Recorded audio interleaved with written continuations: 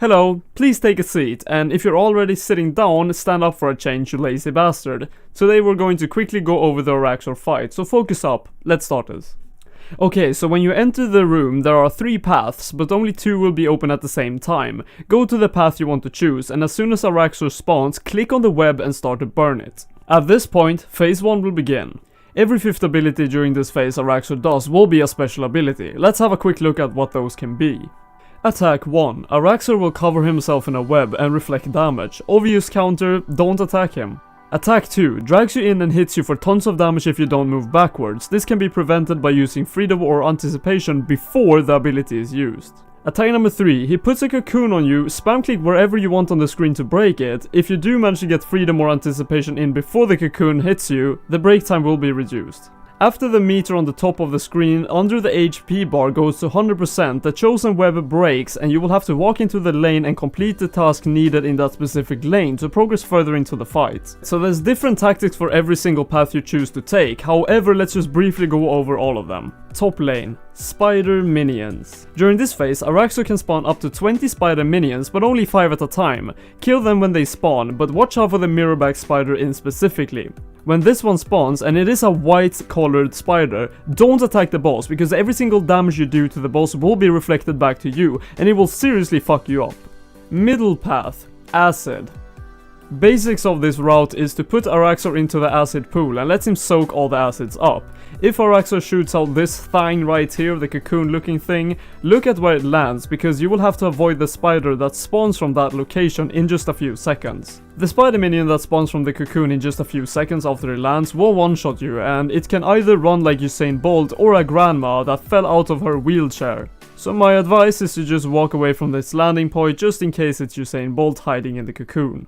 When it comes to how much acid you want percentage-wise Araxxor to absorb on the meter on the top of the screen, it's a bit sketchy. I have personally managed to do it with only 75% acid absorbed, however for beginners just do 100% just to be sure. We have all the acid you need absorbed into Araxxor, move to the top of the stone ramp behind you and DPS until the stones behind you give access to the next phase. Time for the last path, the bottom path, Shadows. During this phase, stand on the spotlit areas which will move occasionally to other locations, else you'll take more and more damage over time. Now and then some egg will spawn on the ground, a bomb will land on you about 10 seconds later. Either you are a masochist who wants to take that bomb damage by yourself, or you walk on the spawned eggs before it lands on you and explode the eggs with it by just standing on them. You will take about 300 damage instead of 3000 by doing this, as well as prevent 3 or 2 spider minions from spawning. Overall, during this phase you will be attacked from the air by both ranged and magic attacks, so pray switch accordingly. It's not very fast attack speed, so don't worry about that. The cocoons are ranged damage and the Avada Kedavra looking things are magic. Araxxor will eventually charge you and you will have to press an arrow key to avoid it. Here's all the different combinations you can possibly get. Avoid 2 charges and you'll be in phase 3. As I want to keep this video to its minimum length, in phase 3 the abilities of the boss will depend on what path you took and what paths are open. So to not waste time, go and look what paths are currently open and what paths you want to be doing, and look at the list I made on the screen of the abilities you will have to avoid in phase 3 depending on all circumstances. Eventually, when Araxxor reaches 0 health, the last phase will start and you will get a cute cutscene of a female spider body slamming Araxxor and killing him. This charming lady is called Araxxor, which is the one we're going to definitely kill.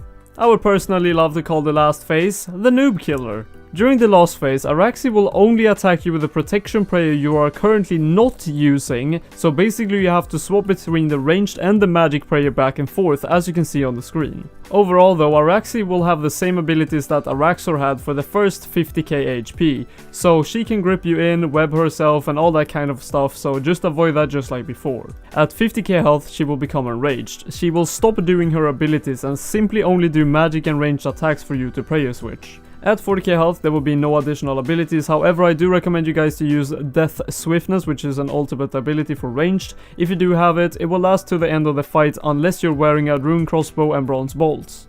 At 25k health she will drain all your current adrenaline and spawn a black core. This is the abomination of this fight and where the most new players die. It bounces a random amount of times and then lands on top of you. When it does, literally move one step anywhere and it will stop doing damage to you. Every single time it does hit you and you do not move from your location, it will do like 2500 damage to you, so you will die really quick if you don't take quick actions.